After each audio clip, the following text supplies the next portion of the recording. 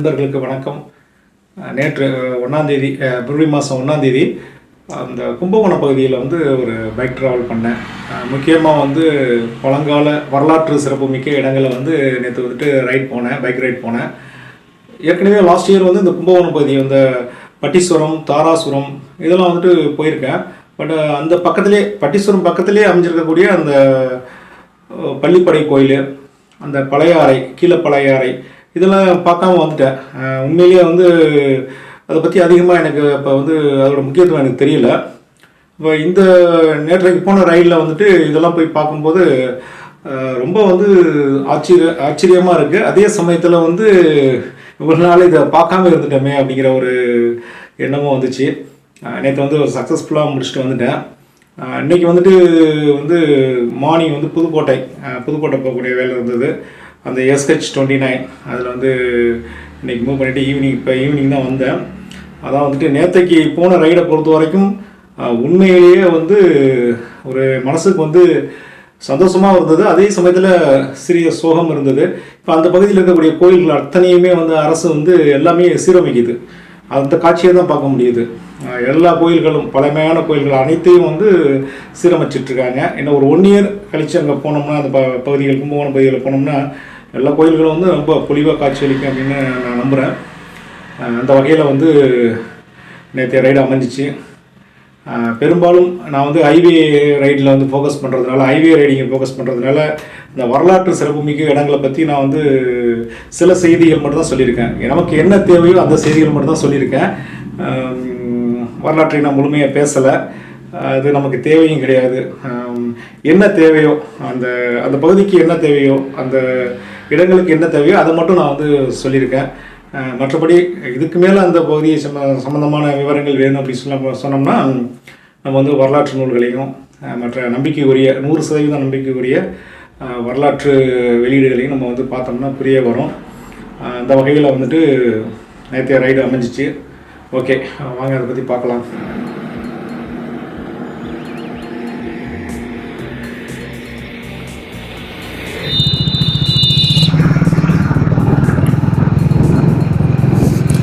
Last time வரும்போது இந்த சாலை வந்து கங்கை கொண்ட சோழபுரம் போகும்போது ரொம்ப டிராஃபிக் அதிகமாக இல்லை. இன்றைக்கி ரொம்ப கொஞ்சம் வெஹிக்கிள் மூவ்மெண்ட்ஸ் ரொம்ப அதிகமாக இருக்குது இந்த சாலையில். ஏன்னு தெரியல, இன்றைக்கி எதுவும் ஒரு முகூர்த்த டேட் அப்படிங்கிற மாதிரி தெரியல. அதிகமான ஒரு இது தெரியுது, ஒரு வெஹிக்கிள் மூவ்மெண்ட்ஸ் கொஞ்சம் அதிகமாக இருக்குது. மற்ற டார்கெட் வந்து வலங்கைமான், கும்பகோணத்துக்கு கொஞ்சம் முன்னாடி இருக்கக்கூடிய ஒரு ஊர் வலங்கைமான் சொல்லக்கூடியது. அந்த ஊரை போயிட்டு லெஃப்ட் எடுக்கணும். காலையில் வந்து 6:30 மணிக்கு ஆரம்பித்த பயணம். இன்றைக்கி வந்து பனி வந்து அதிகமாக இல்லை, ஓரளவு தான் இருந்தது. இப்போ அடுத்ததாக வந்து மன்னார்குடியிலேருந்து நீடாமங்கலம், இப்போ நீடாமங்கலத்துலேருந்து கும்பகோணம் அந்த ரோட்டில் மூவ் ஆகிட்டுருக்கேன். அடுத்ததாக வரக்கூடிய வலங்கைமான் வந்து வலங்கைமான் தான் டார்கெட்டு. அதுலேருந்து வலங்கைமான்லேருந்து பாபநாசம் போகக்கூடிய ஒரு நேரோ ரோடு, அதில் வந்துட்டு லெஃப்ட் எடுக்கணும். வலங்கைமான்லேருந்து லெஃப்ட் எடுக்கணும். இந்த சாலையை பொறுத்த வரைக்கும் சில ஆண்டுகளுக்கு முன்னாடி வந்துட்டு ரொம்ப ஒரு பழுதடைந்த சாலையாக இருந்தது. நிறைய மேடு பள்ளங்கள், பைக்கில் வரும்போதெல்லாம் ரொம்ப ஜம்மிங்காக இருக்கும், இரிட்டேட்டாக இருக்கும். இப்போ இந்த சாலையை வந்து ஒரு 2 இயர்ஸில் வந்து எல்லாமே டெவலப் பண்ணிட்டாங்க, நல்லாயிருக்கு. இந்த சாலையில் வந்து நான் பெரும்பாலும் என்னுடைய ட்ராவல் வந்து பெரும்பாலும் மிட் நைட்டு, விடிய காலை இந்த மாதிரி தான் அதிகமாக வந்திருக்கேன். பெரும்பாலான எலெக்ஷன் டியூட்டி பல வருடங்களாக வந்து எங்களுக்கு வந்து கும்பகோணம் சைடில் தான் போடுவாங்க. கும்பகோணம் சைடில் இருக்கக்கூடிய திருநாகேஸ்வரம், திருவிடைமருதூர், அந்த பாபநாசம் இதெல்லாம் போடுவாங்க. ஹால்ட் பண்ணிவிட்டு மறுநாள் மிட் நைட்லேயோ அல்லது விடிய காலையிலையோ அதில் வந்து மூவ் பண்ண வேண்டி இருக்கும் பைக்கில். FZ அதுக்கு முன்னாடி வச்சுருந்த அந்த ஸ்ப்ளெண்டர் இதில் தான் பெரும்பாலும் மூவ் ஆகி வருவேன். அந்த வகையில் இந்த சாலையானது இப்போ நல்லா டெவலப் ஆகிருக்கு.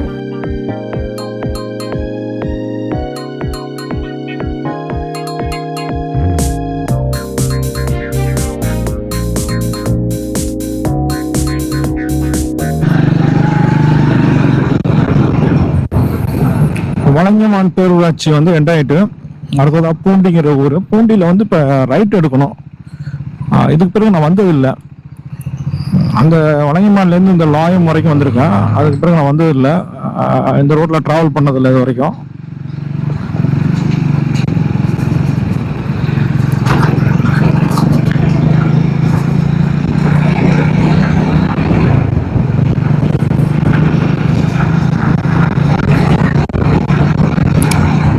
ரைட் எடுக்கணும். எந்த இடத்துல ரைட் எடுக்கணும்னு தெரியல எனக்கு. நிறுத்தி மேப்பை தான் பார்க்கணும். அவ்வளோ மெமரியில் இருக்கு. இந்துவா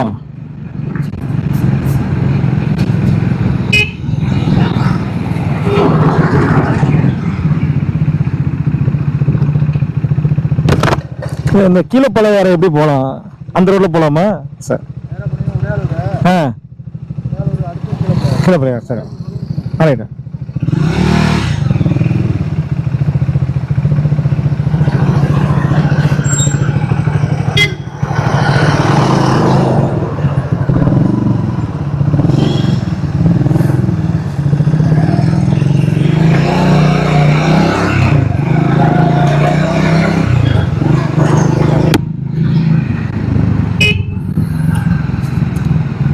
தள்ளி மூவ் ஆகிட்டேன். இதுதான் கீழப்பழையாறை, உடையாளூர் கீழப்பழையாறை போகக்கூடிய சாலை. இதை விட்டு ஸ்ட்ரைட்டாக போயிட்டேன். பாப்பன ரோட்டில் ஸ்ட்ரைட்டாக போயிட்டேன் கொஞ்சம் தூரம். அப்புறம் அங்கே கேட்டால் சொன்னாங்க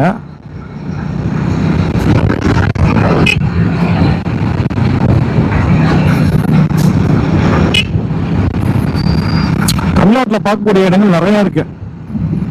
தமிழ்நாட்டில் பார்க்கக்கூடிய இடங்கள் நிறையா இருக்கு. நேரம் தான் கிடைக்காது, அவ்வளோதையும் பார்க்கறதுக்கு நேரம் கிடைக்காது. தமிழ்நாடு, அது நெக்ஸ்ட் வந்து கர்நாடகா. ரொம்ப ஹிஸ்டாரிக்கல் பிளேஸ் அதிகமாக உள்ளது வந்து கர்நாடகா, தமிழ்நாடு, கர்நாடகா சவுத்தில். நெக்ஸ்ட் தான் ஆந்திராவும் கேரளாவும்.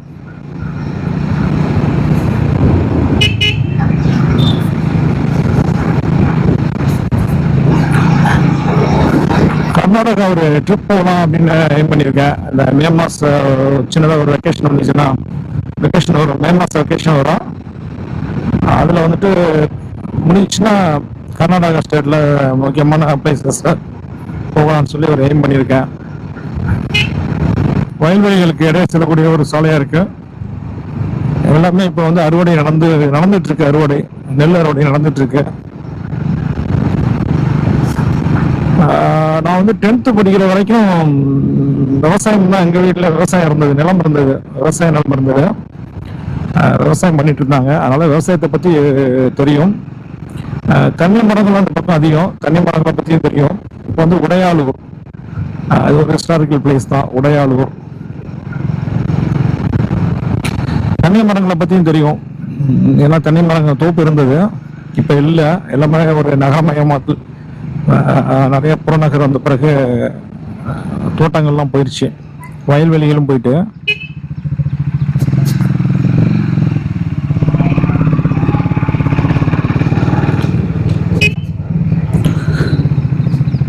உண்மையான கிராமத்து வீடுகள் ஒரு 50 ஆண்டுகளுக்கு 40 ஆண்டுகளுக்கு முன்னாடி இருந்த வீடுகள் மாதிரியே இருக்கு.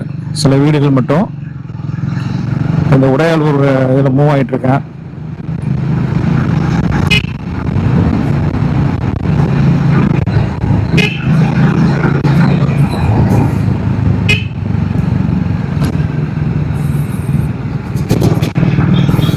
ஸ்பீட் பிரேக்கர் இருக்கு, கண்ணுக்கே தெரியல.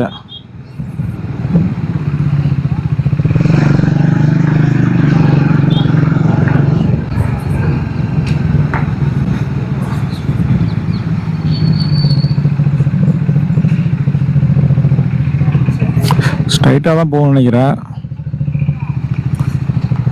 ஏன் அந்த கீழப்பழையாறு எப்படி போகணும்? கீழப்பழையாறு நேரம் போகணும். ம் சரி. ரைட்டு.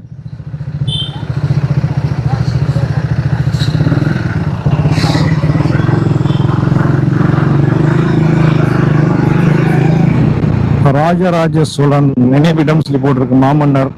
இது வந்து நான் யூடியூப்ல பார்த்தேன். ரைட் சைடில் உள்ளுக்குள்ள அது வந்து ஒரு தனிநபர் வந்து அந்த அங்கே அந்த ஒரு சின்ன கோயில் மாதிரி ஏற்படுத்தியிருக்காங்க. நான் யூடியூப்ல பார்த்தேன். அந்த ஜேகே டாக்ஸ் அப்படின்னு சொல்லக்கூடிய ஒரு யூடியூப் கொஞ்சம் இயல்பா வந்து அவர் பண்ணிட்டு இருக்காரு.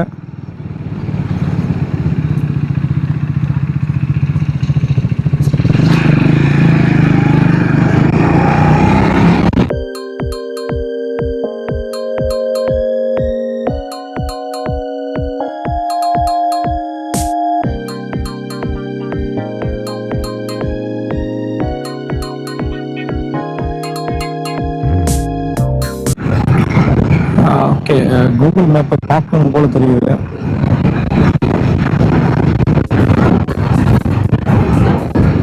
கீழே பழையார் வந்தாச்சு. இப்போ அந்த ரோடு எங்கே இருக்குன்னு சரி, அந்த கோயில் கீழே பழையார் என்ட்ரை ஆயிடுச்சு. எப்படி இருந்தாலும் டவர் தெரியுமே. ஓ ஓ வந்துட்டேன் வந்துட்டேன் வந்துட்டேன் வந்துட்டேன்.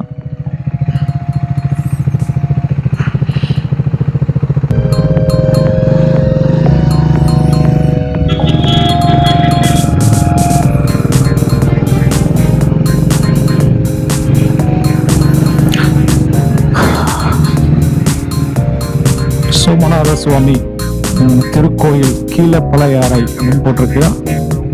என்ட்ரு ஆகிட்டேன். இத்தனை வீடியோவில் பார்த்துருக்கேன். இன்னைக்கு நட்சத்திரத்தில் நேராக பார்க்கும்போது அது ஒரு மாதிரியாக தான் இருக்கு, பிரம்மாண்டமாக இருக்கு.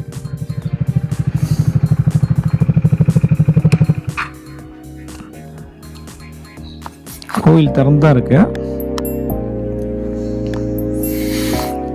ஓகே,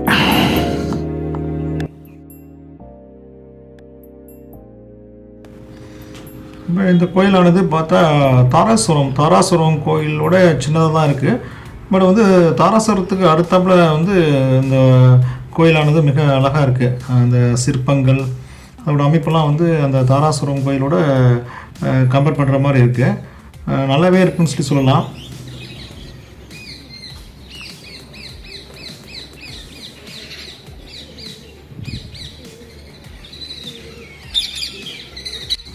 இந்த கோயிலை வந்து முதலாம் ராஜேந்திர சோழன் வந்து உருவாக்கியது.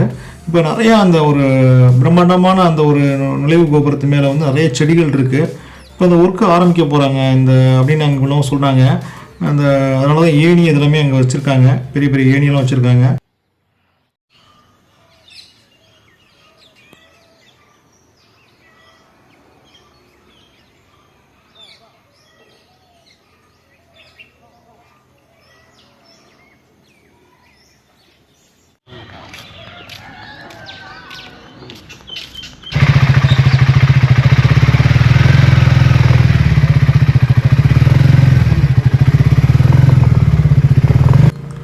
இப்போ அந்த கோயில் உள்ள வந்து அதிக பேர் இங்கே வர்றதில்லைன்னு நினைக்கிறேன். இது ஒரு காலையில் ஒரு 8 மணி இருக்கும். இப்போ அடுத்ததாக வந்து பஞ்சவன் மாதேவி பள்ளிப்படை அதை நோக்கி மூவ் ஆகிட்டுருக்கேன். இப்போ இங்கே உள்ளவங்கள்ட்ட கொஞ்சம் டீட்டெயில் கேட்டேன். ரியலாக வந்து இங்கே தான் டீட்டெயில் நம்ம வந்து ஒரு கரெக்டான ஒரு டீட்டெயில் வந்து இந்த ஊர் மக்கள் தான் சொல்ல முடியும்.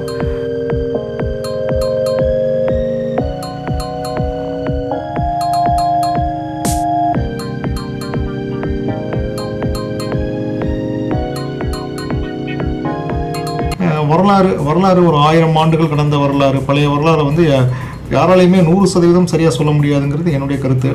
100% வரலாறை தெளிவாக சொல்ல முடியாது. ஏன்னா கிடைக்கக்கூடிய சான்றுகள், கல்வெட்டு சான்றுகள், அந்த ஒரு சிலைகள், பட்டயங்கள், இன்னும் சில சோர்ஸ் இதெல்லாம் வச்சுட்டு நம்ம வந்து 100% வந்து வரலாற்றை வந்து முழுமையாக சொல்லிட முடியாது. ஒரு குறிப்பிட்ட அளவு தான் சொல்ல முடியும். அந்த இதில் நான் ரொம்ப நம்பிக்கையாக இருக்கேன். அதனால் நம்மளே நிறைய தேடுதல் இருக்கும்போது இந்த வரலாற்றை பற்றி அறிஞ்சிக்கலாம். இதுக்கு வந்து வரலாறை வந்து நம்ம வந்து ஒரு ஆராய்ச்சியாளர் இருக்கணும்னு அவசியம் கிடையாது. இப்போ நான் வரலாற்று நூல்கள்லாம் அப்போலேருந்தே படிச்சுட்ருக்கேன். ஒரு தமிழ்நாடு வரலாறு, இந்திய வரலாறு அல்லது புவியியல் எது ரொம்ப பிடிக்கும்னா எனக்கு வந்துட்டு ஜியாகிரஃபி தான் ரொம்ப பிடிக்கும். அதை ஒட்டி இருக்கக்கூடிய ஜியாகிரஃபி இருந்துச்சுன்னா நமக்கு வந்து ஹிஸ்ட்ரியும் வேணும். ரெண்டுமே வந்து இரட்டை குழந்தைகள் மாதிரி, ஹிஸ்ட்ரி அண்ட் ஜியாகிரஃபி அப்படின்னு சொல்லக்கூடியது. இயல்பாகவே நம்ம வந்து ஒரு நாலேஜ் வச்சுக்கிறது நல்லது. இப்போ அடுத்ததாக வந்துட்டு அந்த பட்டீஸ்வரம் நோக்கி மூவ் ஆகிட்டுருக்கேன். இப்போ அடுத்ததாக வந்து ஒரு துர்க்கையம்மன் கோயில் வரும் பட்டீஸ்வரத்தில். அந்த துர்க்கையம்மன் கோயிலுக்கு வந்து லாஸ்ட் இயர் வந்து வந்திருக்கேன், காரில் வந்திருக்கோம். அந்த தஞ்சாவூர்லேருந்து திருக்கற்காவூர், அடுத்ததாக வந்துட்டு இந்த பட்டீஸ்வரத்தில் இருக்கக்கூடிய துர்க்கையம்மன் கோயில், அடுத்ததாக தாராசுரம் போனோம்.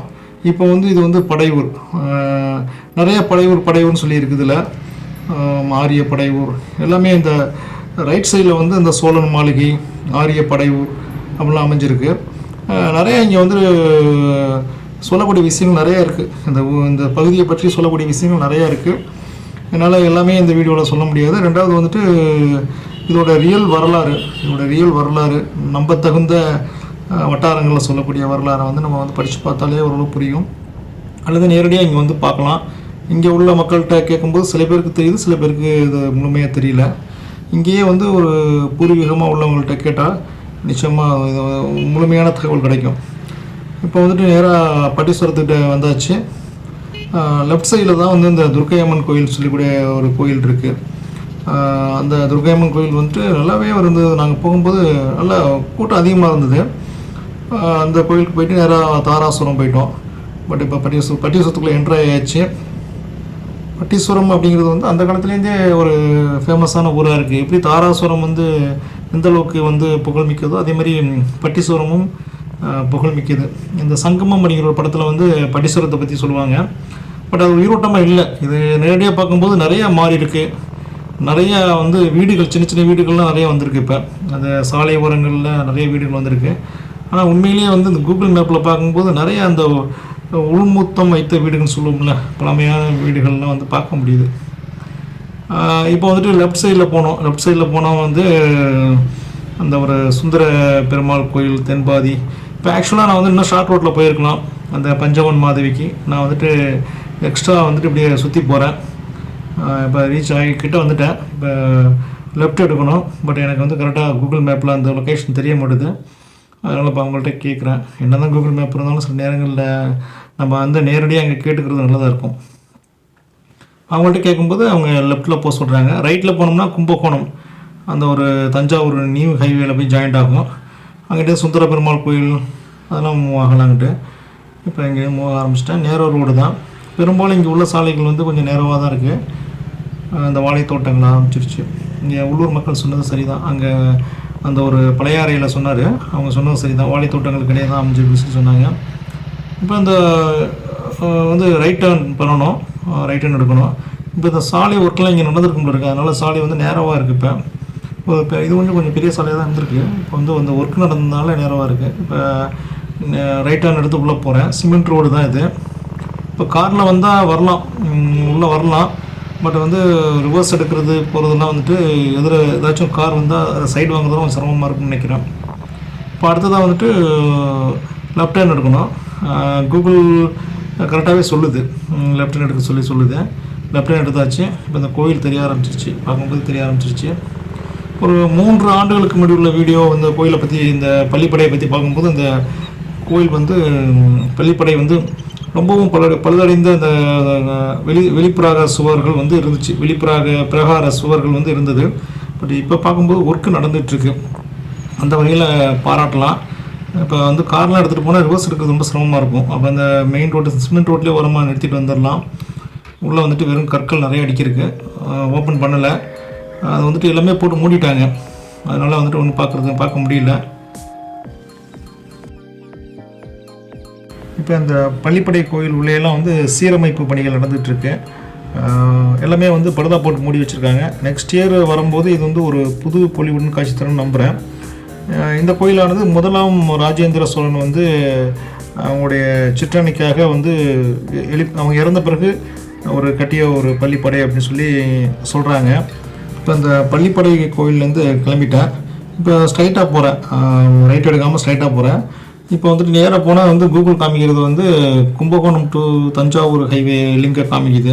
இப்போ அதில் நோக்கி போயிட்டுருக்கேன். லெஃப்ட் சைடில் வந்து ஒரு ஆறு போயிட்டுருக்கு, அதில் தண்ணி நிறைய போயிட்டுருக்கு. ஸ்ட்ரைட்டாக போயிட்டுருக்கேன். பைபாஸ் ரோடை வந்து ரீச் ஆகிட்டேன். இப்போ இதுலேருந்து லெஃப்ட் எடுக்கணும். லெஃப்ட் எடுத்தோம்னா தஞ்சாவூர். இப்போ நான் தஞ்சாவூர் போயிட்டு அங்கேருந்து தஞ்சாவூர் வழியாக பட்டுக்கோட்டை போக போகிறேன். ஓகே, இந்த ட்ராவல் வந்து இனிதே நிறைய பெறுகிறதுன்னு நினைக்கிறேன். NH36 ஏறக்குறைய கும்பகோணம் இங்கேருந்து ஒரு 10 கிலோமீட்டர் இருக்கும் நினைக்கிறேன். 7 கிலோமீட்டர் அல்லது 5 to 7 கிலோமீட்டருக்கு தான் கும்பகோணம் வந்து பேக் சைடில் அந்த பின்பக்கம் இருக்கு. கும்பகோணம் இங்கேருந்து பக்கத்தில் தான் இருக்கு. அடுத்து தஞ்சாவூர் எவ்வளோ போர்டு பார்க்கணும். சர்வீஸ் ரோட்ல மூவ் ஆகிட்டு இருக்கேன். இது வந்து சுந்தர பெருமாள் அந்த ஊருக்கு போகக்கூடிய சர்வீஸ் ரோடு அப்படின்னு நினைக்கிறேன். நான் வந்து இப்போ ஸ்ட்ரைட்டாக போயிட்டு அந்த ஹைவேல ஏறணும், 4 லைனில் ஏறணும். ஓகே, தஞ்சாவூர் ஸ்ட்ரைட்டாக போகணும். நல்லூர் உத்தானி அப்படிங்கிறது வந்து ரைட் சைடில் காமிக்குது.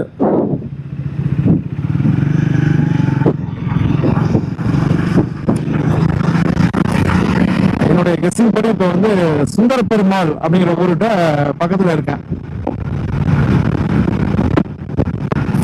இந்த ஹைவேக்கு இன்னொரு பேரும் போர்டு வச்சிருக்காங்க, 45C வச்சிருக்காங்க. இந்த 45 NH அப்படிங்கிறது ரொம்ப பழமையான NH.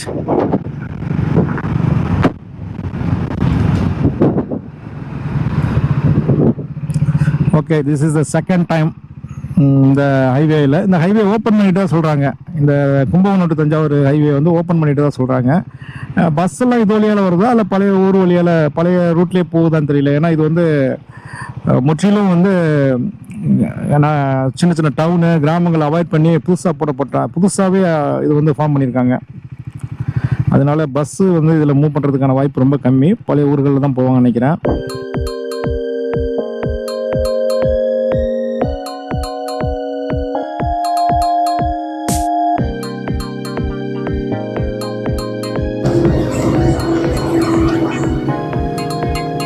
ஒர்க்கெல்லாம் கொஞ்சம் போயிட்டு தான் இருக்குது. பட் வந்து ரோடு ஓப்பன் பண்ணிட்டாங்க, நல்லாவே தெரியுது.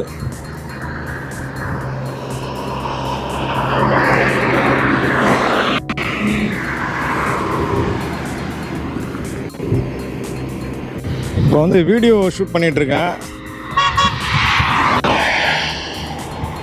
மொபைலில் வீடியோ ஷூட் பண்ணிகிட்ருக்கேன்.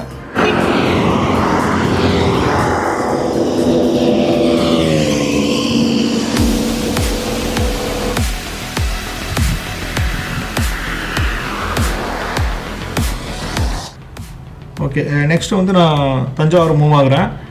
இன்னொரு ஹைவே டூரிங்கில் சந்திக்கலாம்.